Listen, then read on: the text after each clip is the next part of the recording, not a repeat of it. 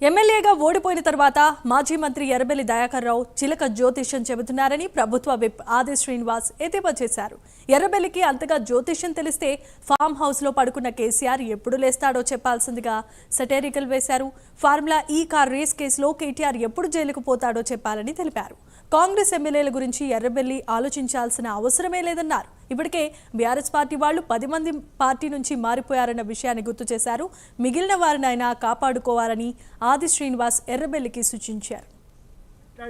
చిలక జోస్యం చెప్పేటువంటి వారిని అడుగుతున్నా, మీ చిలక జోస్యంలో ఫామ్ హౌస్ లో ఉన్న కేసీఆర్ గారు ఎప్పుడు బయట ప్రపంచంలోకి వస్తారో చెప్పంటున్నా. మీ చిలక జోస్యంలో ఈ కార్ రేసింగ్ లో కేటీఆర్ ఎప్పుడు జైలుకు పోతే చెప్తే బాగుంటుంది అంటున్నా. ఇప్పటికే 10 మంది మీ ఎమ్మెల్యేలు మీ పార్టీ నుంచి విడిచి వెళ్లిపోయారు. మీ నాయకత్వంపై విసిగి వేసారేసి ముందు మిగతా వాళ్ళను మీరు సక్రమంగా ఉండేటువంటి కార్యక్రమం చేసుకోండి.